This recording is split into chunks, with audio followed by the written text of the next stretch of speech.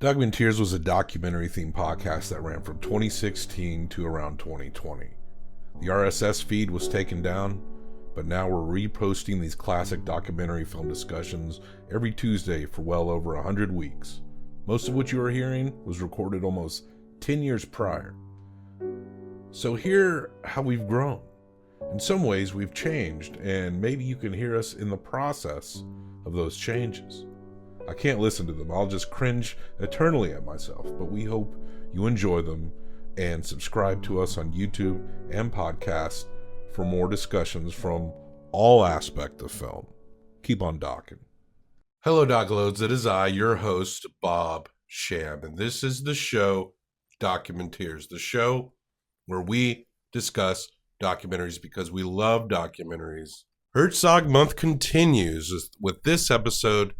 Folks, it's about volcanoes. That's right, we're talking about Werner Herzog's Into the Inferno. It's a fairly recent one. I think this came out a couple years ago. You can actually stream this on Netflix. And Werner makes a connection between volcanoes and the people who live around them. And it is pretty educational, but also we may have stumbled across lava porn. Yeah, while we would discuss this in great detail, it doesn't do justice to watching it. It really is a beautiful film that you got to see.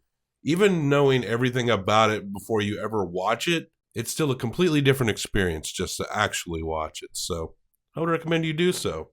And it's Herzog Month. He is our deity, our demigod, the father of our rating system. And we always promote that dude. I want to keep the iTunes requests at the end.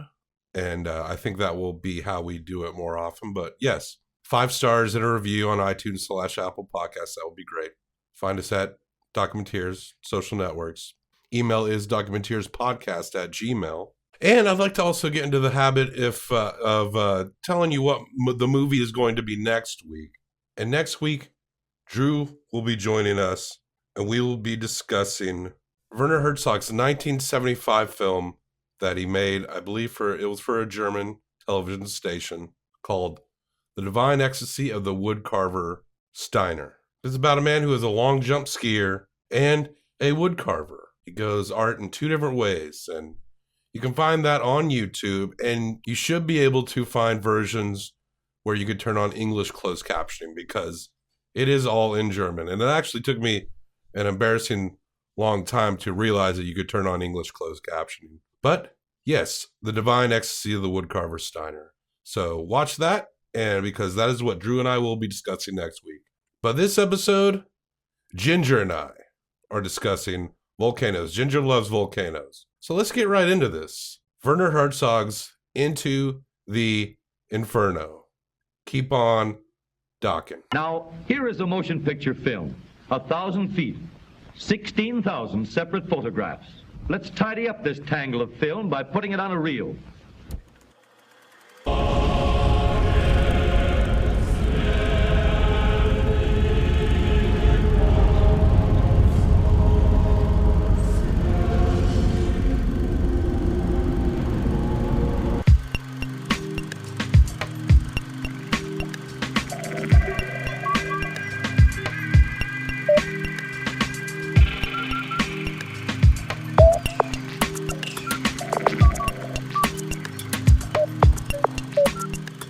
Here for Herzog Month. Last week, Angela and I discussed the uplifting film Into the Abyss. Ooh, yeah. I saw that one. I was like, oh, I don't know if I can. You know, it was, as we covered in the episode, it was definitely depressing, but also very interesting. And there are some surprisingly uplifting moments, but it really captures like the web of how a murder within a community can affect that community and just it hits everyone in some horrible way. This movie, Into the Inferno, almost said Into the Volcano. I keep almost saying Into the Volcano. Werner visits many locations of volcanoes. And not only is he looking directly at the volcanoes, and we see the science of the volcanoes and see volcanoes in action. Beautiful film. Mm-hmm. So beautifully shot. I never got tired of watching flowing molten lava. What is it about lava maybe I'm alone in this, but I want to eat it. I want to like stick my hands in it and like touch it and just like eat it. Am I crazy? I might be crazy. Eat it, yeah. I actually Googled to see if there's like lava eaters, yeah, or like some sort of like weird fetish or something around like lava eating, because I just can't watch lava or like that weird like taffy sort of like hardened magma. I just want to roll around in it. A lava fetish. Yeah. Interesting. Yeah. We're learning a lot about you. Yeah, I know. There's got to be like some erotic fiction out there involving lava. I don't know, folks. I don't know personally about erotic fiction around lava, but maybe I would look into it. Volcanoes. Yep. The teats of the earth protruding into the sky. Okay. Awaiting for the cosmic infant to come and take its molten milk. Mm-hmm. It's a milk that to us would just melt us instantaneously. But to the cosmic deity that will one day come to this planet, it's nourishment. It'll suck the earth dry of this nourishment and then probably move on to Jupiter. I don't like the artsy-fartsy thing. I think I hated his poem. That's the religion I built after watching this film. And this movie, the volcanoes, Werner connects the volcanoes, the communities that live around these volcanoes. And with these communities also comes spiritual notions. They tie religious means into it. Yeah, I mean, they build entire belief systems around these volcanoes, which I thought was really interesting. You know, like we not living near volcanoes have obviously a very different perspective on things, where these people, it's a part of their daily life, it's part of their cultural history. So it makes sense that something so enormous and unpredictable and just larger than we can even fathom. Of course, that kind of becomes like deeply ingrained into their cultural psyche and in their belief systems. Yeah, we head to We are here in the Vanuatu archipelago, a cluster of volcanic islands in the Pacific, about 1,000 miles east of northern Australia. in a town called Andu. And this town has been clobbered by a tropical storm. So this town is reeling. So not only is it having to contend with tropical storms, but a very volatile volcano. And we meet a dude. He's got the name of like a scientist in a comic book, but he's real. His name is Clyde Oppenheimer. This is Clive Oppenheimer, a volcanologist from Cambridge University. Clyde Oppenheimer, we were talking about fetishes. He has a volcano fetish. He didn't say that. Those weren't his words, but we don't shame that. No. And we respect. We celebrate it. Yes. And they talked to a chief, Mal Moses. I love him. Clyde asks Mal, Chief Mal Moses, you're the head of this beautiful village of Endu, just a few kilometers from the volcano crater. You visited the crater and looked yourself into the Inferno, into the raging fire. How did you feel when you went there? And Mal describes a fire spinning through, a spirit that rumbles into the molten lava as it spins and bursts forth. He said that some tourists had came and there was a bad eruption some time ago that just caused a lot of damage, and they banned tourists for 3 years. He was explaining kind of why they did that. They were doing all these rituals, like just the locals were doing these rituals to try to stop the eruption. And they banned the tourists because it's their belief that if a tourist were to go up to the volcano, the spirits of the volcano would not recognize them as being part of the community. So, and if it was just the community members kind of participating in these rituals, that maybe the volcano spirit would calm down enough to stop. So yeah, they totally... A foreigner not only to the tribe, but to the volcano spirits itself. Yeah.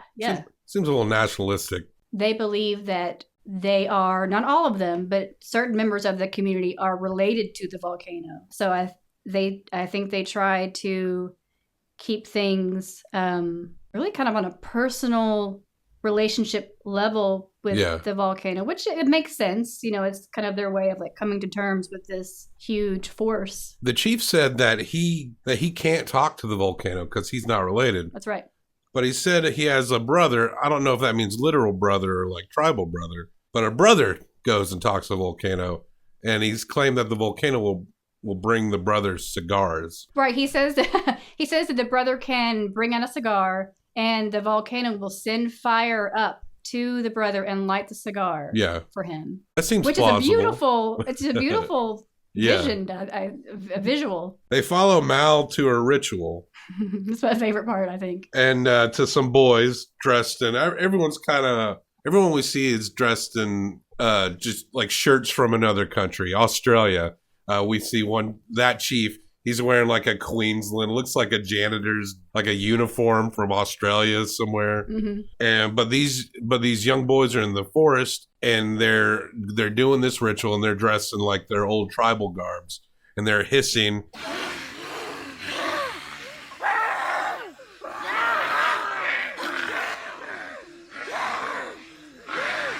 And they're actually having a really good time, like having a lot of fun with Werner and Clyde and the cameras and all that stuff. Aggressive faces at the camera, and then they kind of start laughing. And then you see the chief, and he's smiling, and he talks about how the people used to be cannibals. Like if people were traveling through the area, their ancestors would just eat you. So he wants to sort of give an example of that. But you can tell that they really enjoyed kind of putting on this performance for the camera. And I have a 6-year-old nephew, and I can completely imagine him like getting out there and hamming it up and pretending to like be some scary cannibal. Cannibalistic really, rituals. Yeah, I mean, I'm not trying to take away from their culture at all. But sure. It was a really enjoyable scene. It was charming. It was weirdly so charming. It really was, yeah. Mal is surprised that anyone is interested in this. Yeah, because it's just so part of their everyday life. It would be like, you made a comparison a few minutes ago.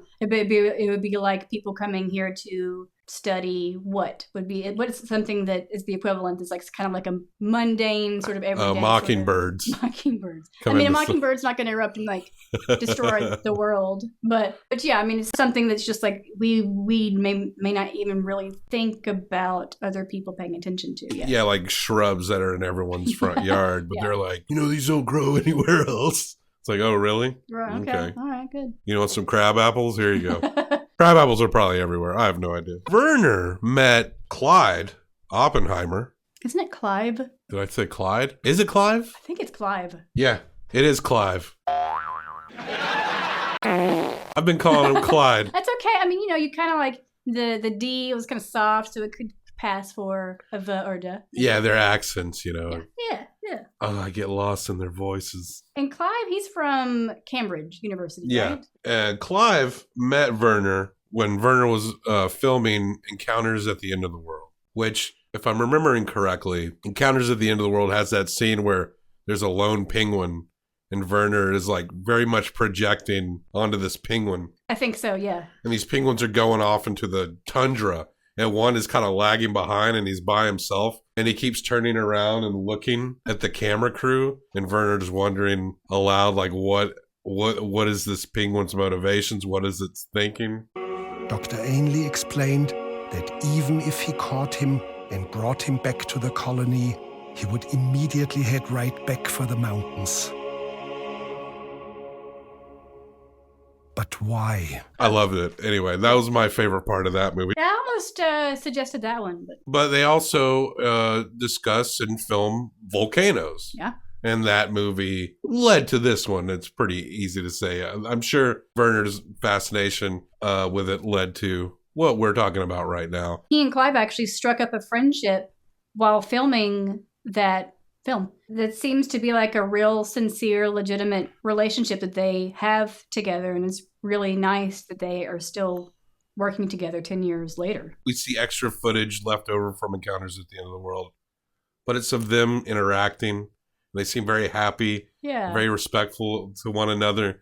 It looks like a very genuine friendship. They look comfortable together, like they're really connecting on a deeper level. It was really nice to see. I'll probably discuss this throughout every Werner Herzog movie we discuss during Herzog Month. When they're not like looking at one of his movies, watching one of his movies, and they're just thinking about Werner Herzog, they think about something with dryness, who maybe might have some bleak narration for something. And he is capable of some bleak narration, no doubt. I think of Werner as an incredibly warm human being who connects very much to a commonality within people. You can tell he respects all these tribes people that he speaks to. And Into the Abyss, how he respected all these people in this community that a lot of people might dismiss as dumb or like backwards, but he appreciates that connection. Does a wonderful job of sort of bringing that out, like the spirit of these communities and the people, whoever it is that he's filming. Yeah, he really figures out a way to kind of like get a different and unique perspective. And I really enjoyed that. In the part where he and Clive are talking, like he even says like, oh, Clive has decided to turn the camera on me. And it's not something I can't really recall back to a lot of Herzog films, but I don't know how often he appears as being like interviewed by another person, like in his own films. Yeah. I don't know how often that happens, but it happens in this one. And it's really a sweet, nice moment. Yeah, and it's footage to establish how much these two men have grown to care about each other. The volcano that they study in that film, it erupts and they have to bail. And as they're leaving that town, Werner has footage of a man who he refuses to leave. He refuses to leave and he's sleeping on a tree. And there's like a kitty cat just hanging out by him. Yeah. And it was something very peaceful about watching this man lay there with that cat. And Werner he saw that the man just had a very philosophical notion about him. And the man, he sees that they're there. At first he's sleeping, and then he sees that they're there. And then you can tell he gets a little annoyed. And then he gets up and he's telling them basically to leave. He's singing it in the song, but he's basically like, hey, you probably want to get the fuck out of here. How much would you have loved to have had subtitles? Because Werner says that he starts singing against the cameras, and he's singing, and I just really want to know what he's saying. Je suis saisi d'amour en la voyant si belle. Vivre sans plaisir, c'est une triste l'esclavage. I guess we got the general gist that he was just like, right. Hey, leave, idiot. Werner states in this old footage that he says that I'm the only one in filmmaking that is sane. And you know what? I believe it. There's also some footage Werner meets Katya and Maurice Kraft. If you've looked at anything regarding volcanoes, any up-close shots, pictures, or film of flowing lava, it just might have been shot by Katya and Maurice. They walk right up to erupting volcanoes, and there's shots of them in the heat suits, like firefighters have these suits when they're jumping into wildfires. They have tents that are made out of, but it's the extreme heat suits. We have this silver kind of foil-esque material. They look like 50s sci-fi astronauts. They do, yeah. The angle of the shot probably makes it seem closer than it really is because, of course, volcanoes are giant and their lava eruptions are like stories high. And so you're watching either Katya or Maurice just walk up to like the edges of the crater. And it's like, no, you're going to get burned up, dude. You're going to get burned up. Yeah, it's really powerful footage. And there's a scene where they show Katya, she's walking kind of along this like actively flowing lava river. And it's not sped up. It's not like the speed isn't adjusted at all. But she's kind of walking slowly. And this lava is moving at an incredible speed right next to her. And this giant, and it's just like flowing and splashing. And she's just walking like, no big deal. God, I mean, just watching the lava flow, it was like you did reveal your lava fetish. Yeah. I don't think I thought about licking or eating the lava, but it's a real compulsion. But it was something very relaxing just watching it just on the screen. And I wonder, I mean, they're feeling some extreme heat. I wonder if they have that same feeling when they're just standing like right there. Yeah, it's probably like sensory overload because you're hearing it and you're seeing it and you're feeling it and smelling it. I mean, it's probably just outrageous to actually experience. A lot of the footage of the volcanoes we see are played to some classical music.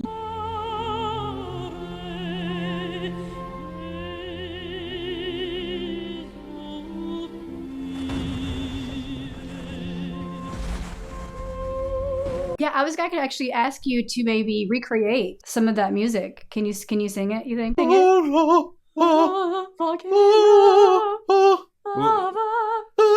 Really lends it well to the grandiose imagery of these natural structures. It really does. Actually, I thought it was a perfect marriage of like music and imagery. It was great. I had chills like the whole movie. If this whole movie was 2 hours, of lava flows and volcano eruptions, I think I'd probably be fine with that. Oh, yeah, yeah.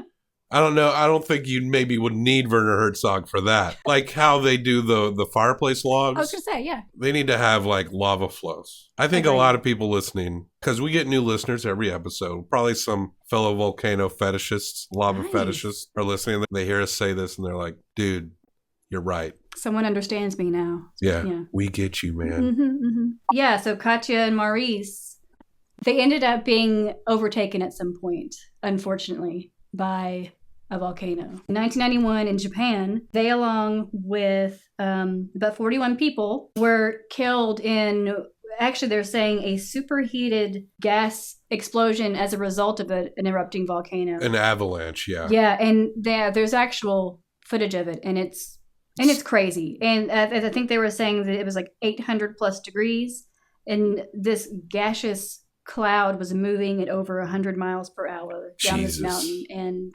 they were ultimately killed by this. Rest in peace, Katya and Maurice. I Absolutely. mean, what they've brought and what we're able to see thanks to them is a big deal, and a big deal to geological science. It just occurred to me, this is our first nature documentary. Cool. It's nice because I do love nature documentaries like quite a bit. I could watch Wild Kingdom for hours, and I don't have cable anymore, but I used to just put it on like, National Geographic and stuff, let it sit there. But it feels good to finally get to a nature documentary, and I want to get to many more. There is a part I want to acknowledge. A brief scene where Katya is hanging out with a chipmunk. Yay. And the little chipmunk's hanging out and she's feeding him.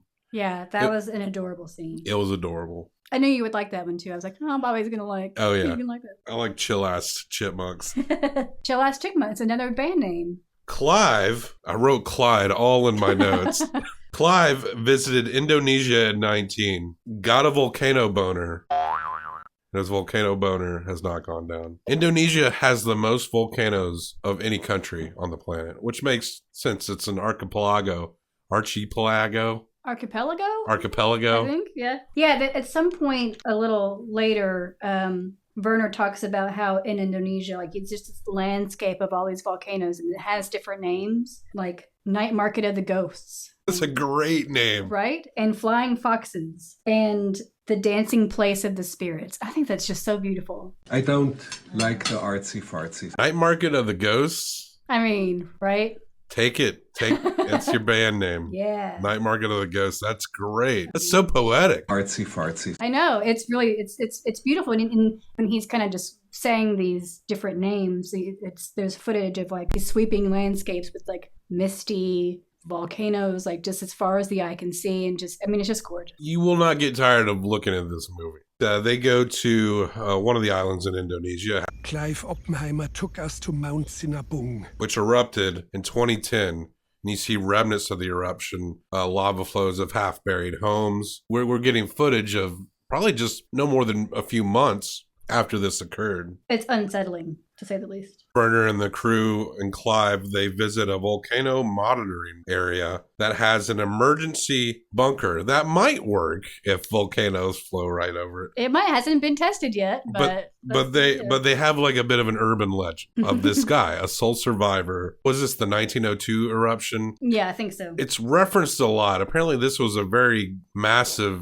nearly cataclysmic eruption that occurred in Indonesia. Clive is such a strong handle on geological history that he'll just start going into being like, that when this erupted, it changed everything. And you're thinking like, whoa, when did this happen? It'll be like thousands of years ago. Right. But Clive, it's as much as if he's watching it happen. He's just so fascinated by it. But there is a legend of a sole survivor in the 1902 eruption where this prisoner, he was a bad dude, and they stuck him in an isolated cell. Volcano erupts. The cell that he's in is a lot like a safety bunker where everything is sealed off. And he was the only person who walked out of this prison. He did suffer some burns because I think that they were saying there was a small sort of vented window. So some volcanic ash and steam or maybe something came into the room where he was. So he did get burned, but then he ended up joining the circus or like a sideshow or something. Yeah. As the last survivor of an island community. Yeah. Clive, he walks up to a machine And this machine, it's like it's his own child. It practically is. It's my baby. I'm really glad to see it. Because he developed this machine, and you can find it in Indonesia if you want to go.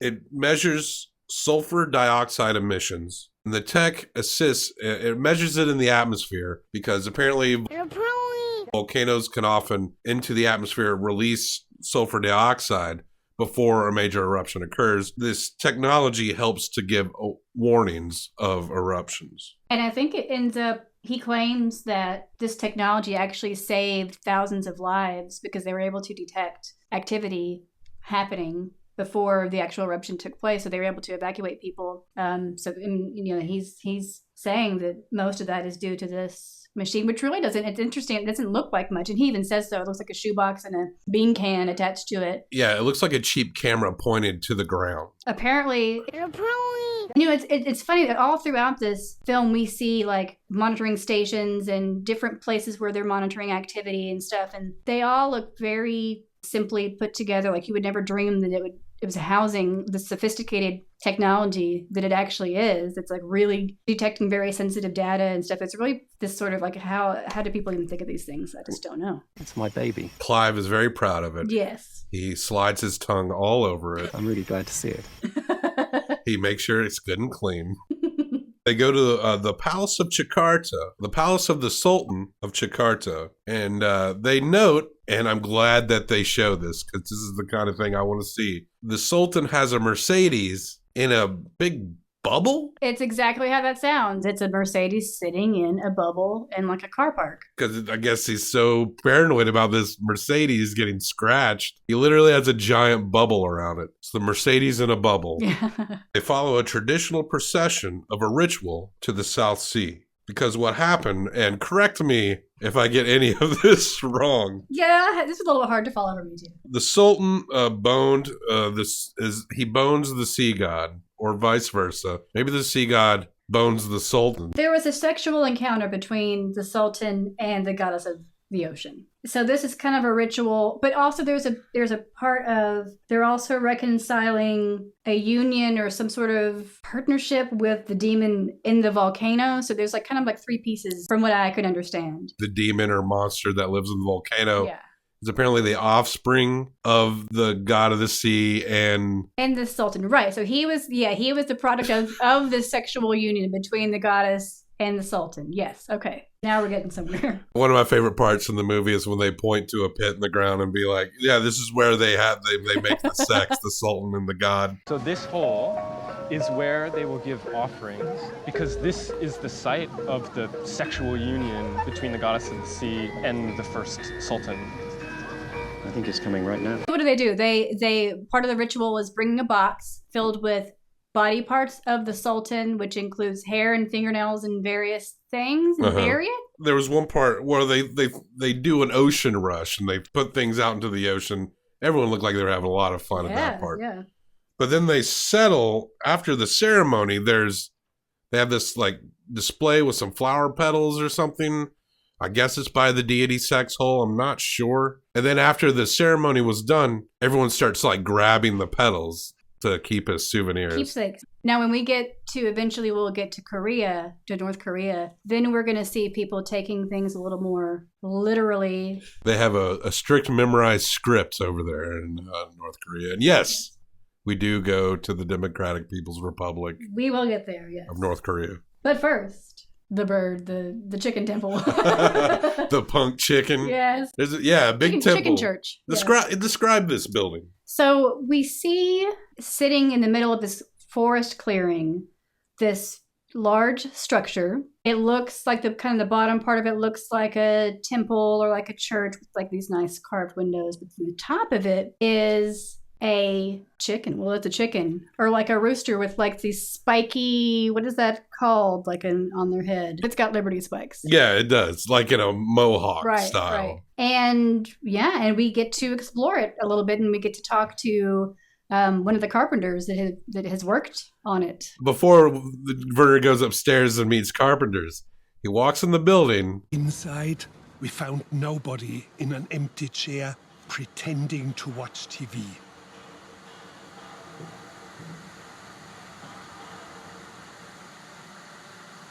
But he does go upstairs and he talks to the carpenters and he meets the builder, the guy who built this thing. But it's not a chicken. It's a dove. It's a dove.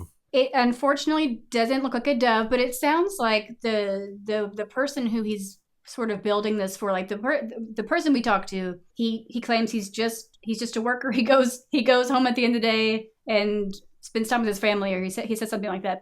But that he's basically realizing this vision that someone else has had of this church, and that most people say that it looks like a chicken, but it is supposed to be a dove. It would be very hard to make a dove building.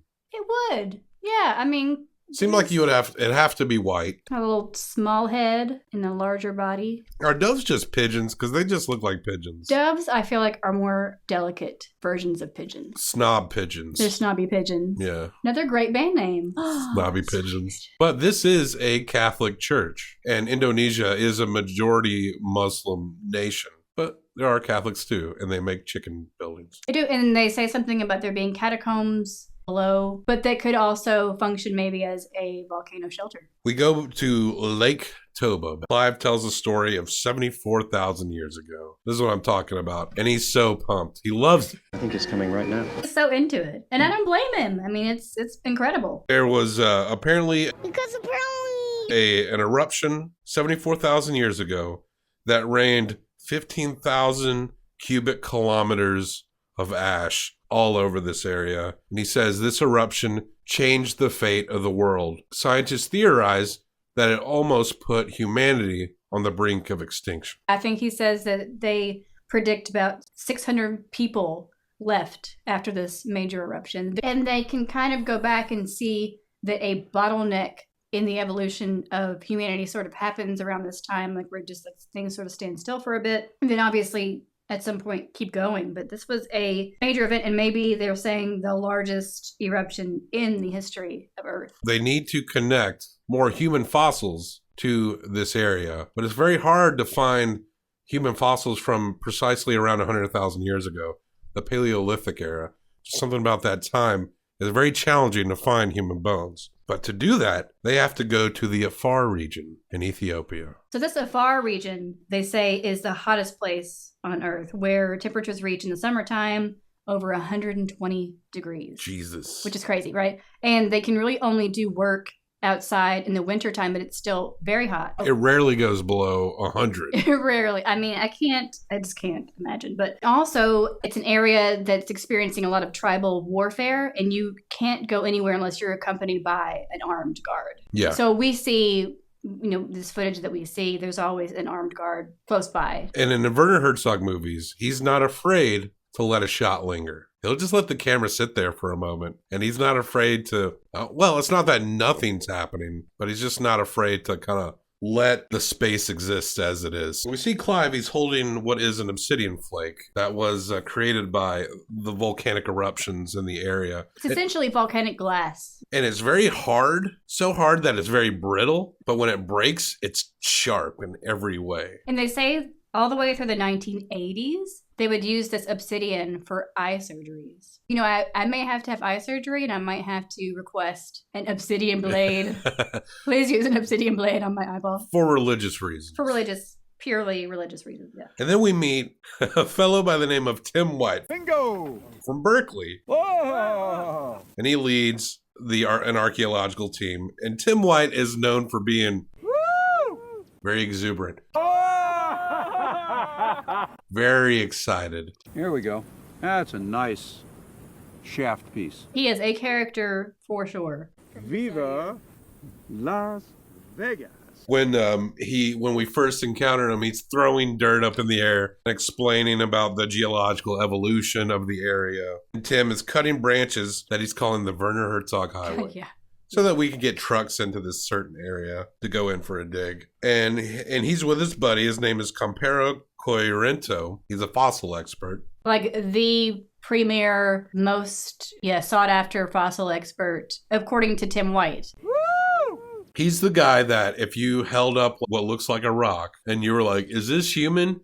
He could tell you if it was freaking badger, lion, human, or what. He could just look at it and tell. And also tell you from which part of the body it has come from. Like, even if it's just a shard of bone, it's pretty incredible that a person could just do this. With our lack of knowledge, we take his word. Yeah, I'm not doubting anything. It was in this area where they found 100,000-year-old hominid fossils. Which, as Bobby was saying earlier, it's very rare to be able to find this sort of thing. So it was kind of perfect timing that they were filming this during this time, because this was when they were discovering parts of this hominid. They find what Tim says is an eye bone.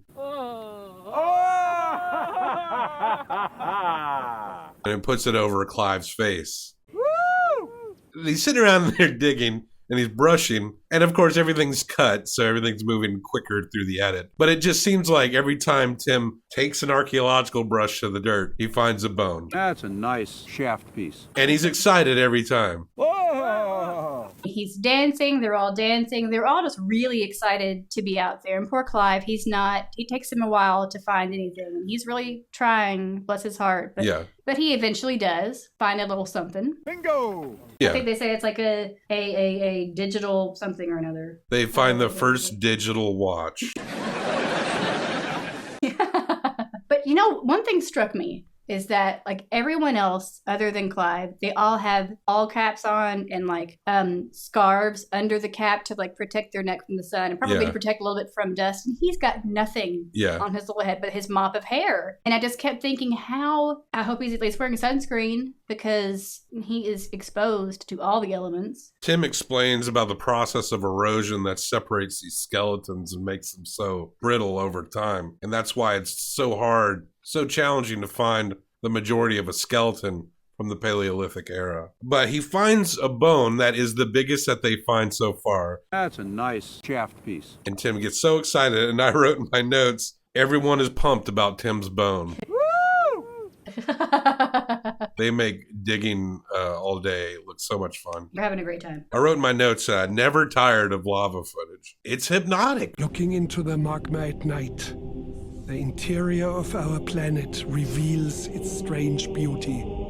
It absolutely is. It's kind of like, it's kind of like when you have like a fire in your fireplace or a fire pit, you just can stand there watching it forever. I mean, it's that times a million. And the music choices really work.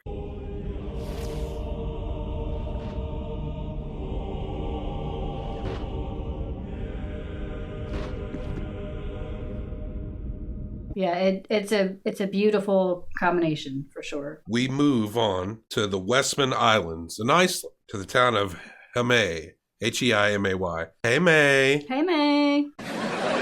Which this town experienced an eruption without warning that decimated this town. There were no fatalities, thankfully. They managed to evacuate in time. Fishing fleet, I guess, arrived just in time just to get everybody out of there, which is incredible. And it's a town in Iceland that isn't Reykjavik, so they were able to get everyone out. Mm-hmm. They got all 100 people out of there, I guess. But houses were buried, and Iceland has eruptions every season on one of their islands. And one eruption sent plumes of smoke into the air so much that it blinded air traffic for weeks. So. I remember that happening. Yeah, that was a big deal. And then it caused massive amounts of flooding. And we see some footage of that. We see footage of the flooding, which is incredible and devastating. We also see this enormous ash cloud and like lightning's happening in it. And it just looks like the scariest thing you've ever seen. Yeah, you see, I guess that's heat lightning, I suppose. It's something, yeah. It looks like something from hell. It's literally hell. Yeah, the Eye of Sauron or something. There's something that happened in June 8th, 1783. What happened was an entire landmass erupted. Apparently this whole landmass was like a volcano underneath. And it wasn't just one erupted fissure like what we think of a volcano, like a cone, and then it's spurting up the top. It's like ground broke open, and there were several fissures and eruptions just shooting in the air, and the entire landmass is just to this day just buried under molten rock. Yeah, I think at some point they said there were 140 vents opened, which a vent is, I guess, is a fissure in the earth. that eventually forms a cone, which forms the volcano on top of it. And then so all that's happening, and then like 3 miles away, like 30 more pop up, and then it's just like everything's exploding all over the place. But imagine that the people at the time who saw that must have thought the world was ending. I mean, yeah. I mean, it probably almost did for those people that were watching it. But now we move on to the most glorious of land, Mount Pictou, which is in North Korea, and it's on the north border with China. And this volcano has been active. It's fairly young for a volcano, for what scientists assume, and it's only been active about 5,000 years. Is that what they said? Something like that. But by legend, this is the birthplace of Korea. And that legend has been co-opted, of course, by the government. Now it's ran by Kim Jong-un. I think during filming, Kim Jong-il was the leader. So we get mentions of Kim Jong-il and what is his dad's name? Kim Il-sung. We see some shots of students. They're dressed like soldiers. They come up to the edge of the volcanic crater. They're actually singing a song that we see a little bit later on in this footage. That it's like a countrywide song. It's called "Let's Go to Mount Pictou."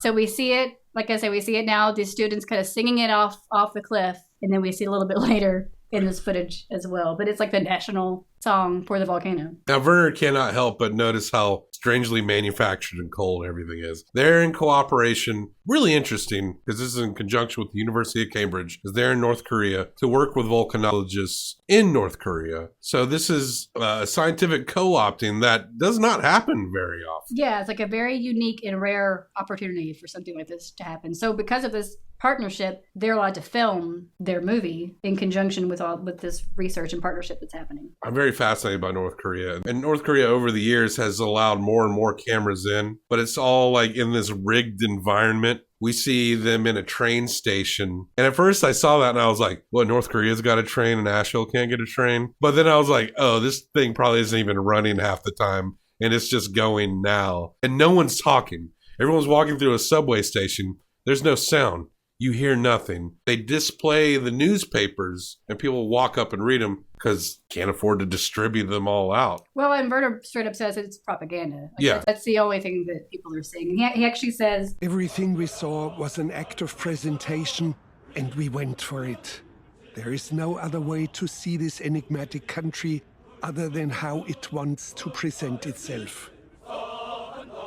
And all the emotions that are shown on camera are given in devotion to the great leader of North Korea. Clive respects the reverence specifically towards the mount. North Korean scientists have a very simple little room to study their data, but Clive points out, as simple as this looks, it's actually a very thoroughly mapped data center, and that they actually have a lot of information. I was saying earlier, where like you see these structures that house this, ends up being very sophisticated equipment and technology, but it just looks like a little shack or a hut in the middle of nowhere. Very unassuming. It's housing some really important stuff. We meet Dr. Yoon Young-gun.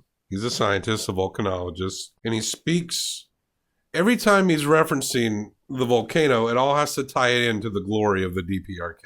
Werner explains how Kim Il-sung, after the revolution, appropriated this volcano myth. They go on a monument statue tour. North Korea, they love their statues. There's one point where one of the tour guides was like, and Kim Jong-il, he loved these trees. Wow, he liked the trees. He was partial to these trees. I felt bad for both scientists involved in a way, because even though they're in this unprecedented cohesion of science, because Dr. Yoon Young-gun is on camera, everything he says has to prop up the dictatorship. Yeah, absolutely. And he's also speaking through an interpreter. Did you happen to notice? We thought this was very interesting. His title was like Director of Simultaneous Interpretation of North Korea, I guess. I didn't catch that specifically. It was really interesting. But yes, I mean, he's not only is he having to really censor what he says, he's also speaking through someone else to the camera. So everything they're saying is very highly restricted. Yeah. And I could imagine it's frustrating on both sides because the Clive and the crew and the Cambridge scientists, they want to discuss the science of volcanoes and the history of the volcanic activity. And I'm sure Dr. Yoon Young-goon would love to just do the same thing because he is a scientist. He's a volcanologist. He and his family are not in labor camps, so he's managed to navigate this job just perfectly. And I'm sure both sides would love nothing more to just talk about volcanoes. Yeah. But everything's got to be about... And maybe they do. They're off camera. They get to really get into it and like really have a deep discussion. But yeah, we don't know. Gosh, I would love to see those off-camera moments. The totalitarianism and the fear is almost impressive how it's gripped this entire nation. A lot of people have theorized that the people of North Korea want to be invaded. Like they'd gladly take the horrors of war if it means getting out of this. It seems like quite a thing to say. More and more I learn about North Korea, anything's got to be better than that. And this walking prison. And everyone we see in these shots surely have people that they have known, friends or distant relatives that have just been put into labor camps or violently executed. They will strap people. They're very proud of their anti-aircraft guns. Their best defense is these anti-aircraft guns, and they're so proud of them that they will have public executions where people are strapped to the anti-aircraft gun, and they will just talk about overkill. Ooh. I think there was a high-ranking a general, like a relative, when Kim Jong-un took power, he executed this relative using anti-aircraft gun. Yikes. We don't see any of that in this film. No. That's just a little extra. Yeah, a little extra. You see the Kim Il-sung cabin. The secret log cabin, which, millions of people visit, and they were saying it's like visiting the birthplace of Jesus to people in North Korea. Traditionally, communism does not allow for religion, but this is religious fervor here, like a forced religion. I just couldn't imagine. I'm very fascinated and very frightened for those people at the same time. Yeah, I'm fascinated too, and I have to admit that before this, maybe purposefully, I didn't really know much about North Korea. I mean, everyone kind of knows like the overall sort of the restrictions they're all living under and all of that. But I mean, it was very interesting to me. It really kind of opened my eyes. But yeah, we see a lot more about the people and the culture in this section, which I thought was really interesting. We do see some really incredible footage of this sort of like performance happens. It's like maybe like an annual celebration at the largest stadium where it's basically moving art, like almost like a painting, but it's made completely with like they call human pixels, sort of like you see at a stadium, like a sports event where people are holding up, colored cards and like they spell out different things. But this is like a whole gorgeous scene. Yeah, this is their biggest event. Over 100,000 people are involved. I can't remember off the top of my head what it's called. There's a name for it. When China had the Olympics, their opening ceremony, there was a lot of unified drumming and like a lot of the colors coming together. It was almost like that, but even on a bigger scale. It really looks like this country's puts a lot of resources into making sure this show goes as perfectly as they want it to. One of the first scenes we see that they depict with their human pixels is this secret log cabin, this Kim Il-sung secret log cabin that we talked about a little bit earlier. That's kind of like the pride of the celebration is this scene. Bernard talks about how he wants to ask questions in a personal manner, but he's a little disappointed because he knows the responses will not have that equal emotional weight that he would give. But there's a little girl and she plays piano. Oh, yeah. And this is before we leave North Korea. And the teacher is like forcing her to bow and like telling her lessons. That in of itself is not necessarily signifying the brutality of the nation. It could just be like all the kids need to learn their lessons. Yeah, it's a good example of the rigidness that I imagine exists. Yes, the natural impulsiveness of a child. Even a child who's been made to play piano very well, still a child, and has to have that rigidness pushed down upon her. And we also see some kids performing like kind of school performances, and they're singing that song that we saw the students in the beginning. Let us go to Mount Paektu. Let's go to Mount Paektu.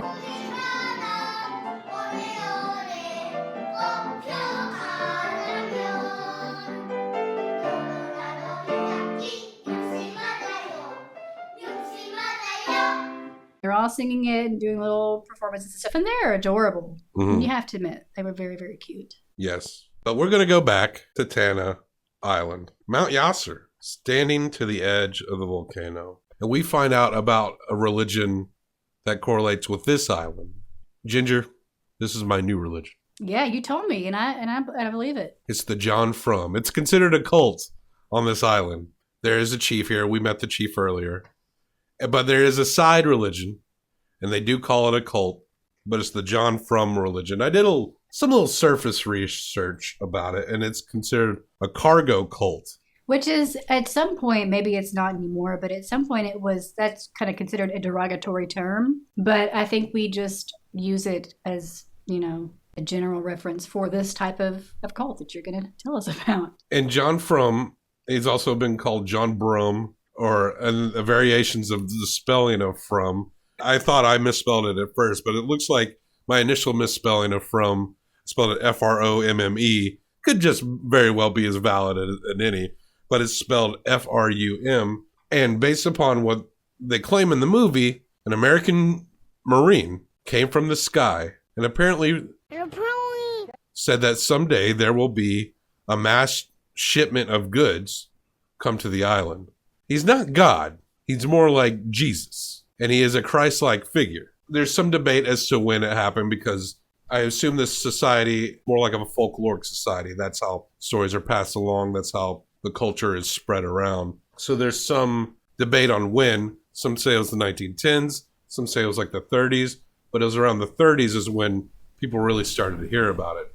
But from as near as what I can tell, some dude, an American named John Frum, ended up on this island and I guess was like, yeah, we'll bring you a ship full of goods. And the people responded with, "You're our Jesus now." It seems so bizarre to me. It's almost something like out of a movie. This is not the only cult there are a few similar like this. And what I was reading very briefly, they all seem to center around a natural occurrence or something natural like a volcano. There is a guitar fellowship.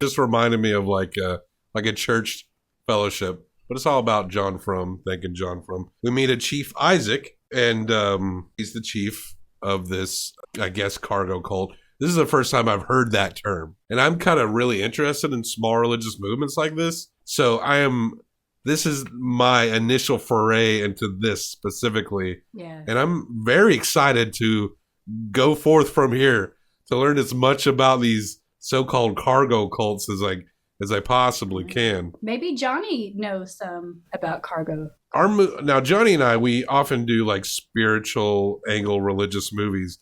Our movies have kind of ended up having bizarre religious angles. Right, yeah. In Iron Maiden Flight 666, there's a maiden religion. Sure is. We meet a priest. I believe it was in Brazil. And now we're hearing about this fascinating religion where people are worshiping a man named John Frum, some Marine from maybe about 100 years ago who was like, yeah, we'll bring a bunch of goods. Yeah, I'll bring back some gum and some refrigerators for you someday. I'm not going to tell you when, but it'll happen. Can't we all get together, arrange a ship, get a cruise ship down there, fill it full of stuff, old Zunes, T-shirts of Super Bowl champions from 20 years ago, maybe some meals ready to eat, like those military meals, just a bunch of random stuff. Stick a ship out there, send it out there, and be like, look. And there's some debate over who sometimes John Frum is depicted as a white man. Mm-hmm. Sometimes he's depicted as a black man. There's no real consensus on it. It just seems like you could take a ship there and be like, John Frum sent me. Here's a bunch of old Zunes. Hey, I'm John Frum. Yeah, you could. Here's my stuff for you. It's so awkward because it seems like this is some story that a white American would write. Be like, oh, I'm going to tell the story of this little backwards island, and they worship a Marine who has to land on this island.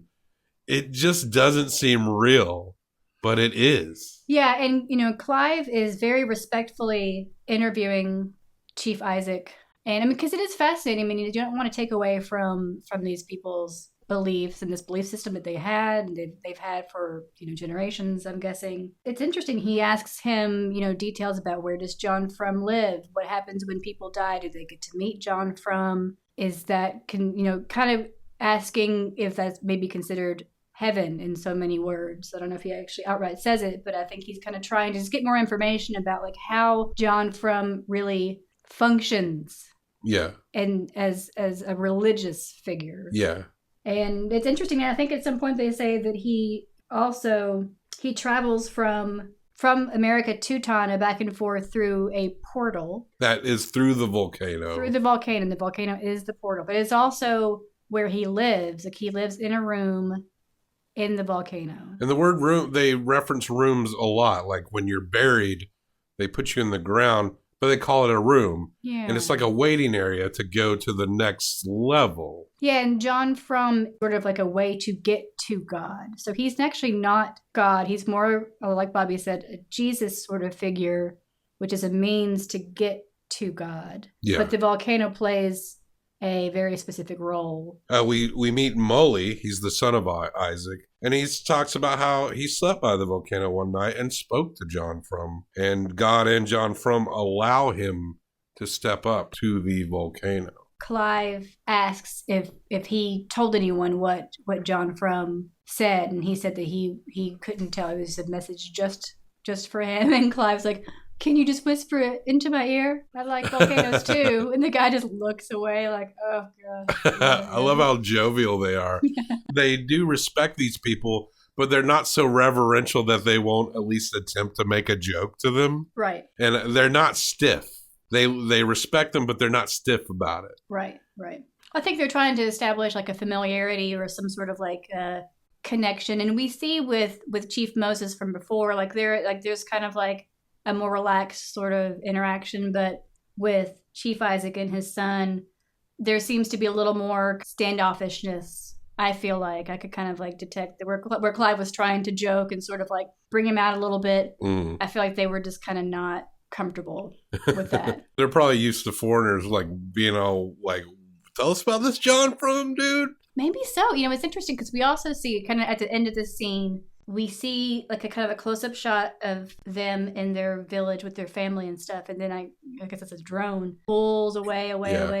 Beautiful shot. It's a gorgeous shot, and you sort of see the whole village in its entirety. Before it pulls away, you see the expressions on the villagers, their faces, and they're just kind of very skeptical and just kind of like, what is happening? So I wonder how often they do get visitors there and how often they do have to kind of explain themselves. I would be really interested to know if they get people visiting and wondering about this John Frum religion. Yeah, I mean, I'm sure as hell. I kind of want to go there and ask a bunch of questions. But Werner goes into a monologue. We see, of course, more beautiful volcano shots. This boiling mass is just monumentally indifferent to scurrying roaches, retarded reptiles, and vapid humans alike.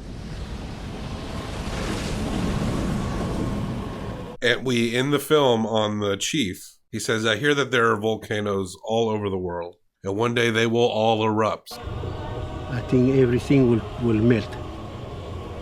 That's what I'm thinking. Everything will melt. The stone, the soil, trees, and everything will melt. I'll stop the world and melt with you. That's when the cosmic infant will come down and take the sweet lava nectar from the teat and then go probably create a new universe somewhere. That part was actually gave me chills too, because he was like, someone told me that there are volcanoes in other places too, which maybe when he heard that, he was very surprised to hear that. Maybe he was thinking this is just special to our area, Yeah. And so I could see how he would imagine how they could just easily just take over the whole world. And he also talks about he unexpectedly saw an eruption in lava, maybe for the first time, because he seemed surprised when he was talking about it, but how he saw the lava sort of like meeting the water, meeting the ocean, and he thought it was like the water was red, it was on fire, but it was really the lava meeting the water, and it was really confusing and scary to him. Volcanoes, man. They're wild. They are super wild. Now, Ginger, we don't rate things in a star rating scale. That's not the great fire we're looking for. We want a volcanic rating scale, a Herzog rating scale. I'm going to give this movie 1 through 5 Herzogs. And then we will combine them as the lava meets the sea for best out of 10 Herzogs. I don't know what much more I could say about it that we didn't really discuss. It's a beautiful film. I learned a lot. I love the way everything was culturally entwined. Just like there was a web of tragedy in Into the Abyss, there's a web of culture that connects humanity throughout thousands of years to these geological formations that are even older than humans themselves. And there's a modern connection to the way people believe around these volcanoes and the way that they project their belief. All the natural wonder we saw in this movie, I felt like I could have gotten 3 more hours of it. Now, as I'm rating this, I'm wondering, sounds like I'm going to give it 5. I think as we go deep into Herzog month here, I find myself, it's just going to be a thing where maybe I'm just comparing to other Herzog movies, not so much. Because, you know, like a 30 for 30 movie is very different than a Herzog movie. And I have to hold that into account when I'm rating it.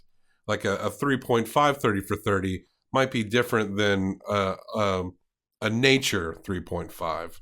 But this was very educational and maybe one of the most beautiful to look at documentaries we've done so far. We know Werner's got some skills. We know he's got something to say, and we like the way he says it. I'm going to give this a 4.5 out of 5 Herzogs. Nice. Volcanic, even.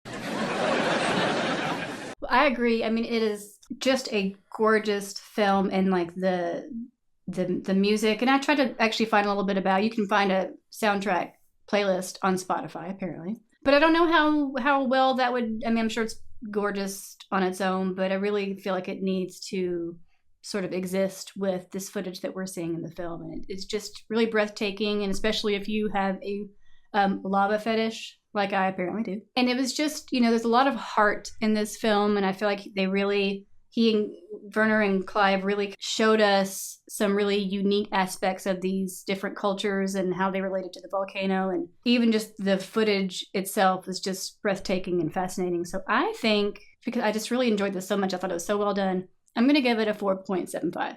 Cool. Yeah. And all that beauty. And on top of that, we get John Frum. We get John Frum. I mean, what a gift. It's just an added bonus. Yeah. You didn't even need to throw John Frum in there to maybe get me giving a 4.5. But then you throw in this small religion about a Marine that promised a bunch of indigenous islanders cargo goods. I'm fascinated for life. I'm going to remember John Frum forever. I want to know more. I know, about I do John too. Frum. So many parts of this that kind of left me going, wow, I really want to learn more about this. And I think that other people watching will also feel the same way. They'll be kind of like compelled to maybe do a little research about some of this stuff. I take my 4.5 Herzogs. You take your 4.75 Herzogs. God damn, that gets very close to perfect. Not quite. That is a total of, 9.25 Herzogs. When we initially started doing the podcast and the initial concept, it was almost like a joke. We have this system, and it's kind of meant to be fun, you know. You don't have to necessarily be serious about it or anything. And it almost seems kind of absurd to give a Herzog rating to a Herzog movie. I don't think so. I think it's very fitting. I like it. It's just meant to be silly is all I'm saying. And we can all have fun with it. I think he would appreciate it. But a 9.25, that's a high recommend. Yeah. And folks, you put in Werner Herzog into your Netflix queue. This is on Netflix. There's at least 6 Werner Herzog documentaries and a few more that he produced as well. So you got Into the Abyss, Lo and Behold, and Into the Inferno. Those 3 we're doing in Herzog month. You can find all those on Netflix. Also, go on iTunes/Apple Podcast. Give us 5 stars and a little review. That helps people find us and get to know us. I'm trying to remember to do these at the end of the episodes because I think it probably means more to like go out on it. And we really appreciate it. You can connect with us on social networks. We have a Facebook fan page, Instagram, Twitter. I really suck at Twitter. That Twitter is dead. I'm thinking about just going like full absurd with it, or just deleting it. I don't know. I want the social networks to kind of die off. Instagram may be owned by Facebook, but I do kind of have fun with Instagram. So if you want to get previews of what's coming, you can follow Documenteers on Instagram and hit us up on Twitter too, whatever you want to do. But it's more important that you give us a 5-star review in iTunes. And when you do that, that is such a big deal. And to all those that have done that so far, there's a website, I keep forgetting the name of it, where you can read the reviews that don't appear to show up on iTunes. I am seeing the reviews that come up. They just, for some reason, aren't showing up where they should. I'm very confused by the whole thing. But I'm not confused about my love of documentaries and about my love of the listeners of the Documenteers. More every day. That's that, and that's this film, Into the Inferno, by Werner Herzog. We all know about Ginger's lava fetish now. Ginger, I know you love volcanoes. I do. I had a lot of fun talking about this. This was great. I'm so excited. I wish you could. Can you like splice in a Ric Flair woo? Woo! Woo! Yep. Woo! Woo! Woo! Woo! Stay sweet. Keep on doc.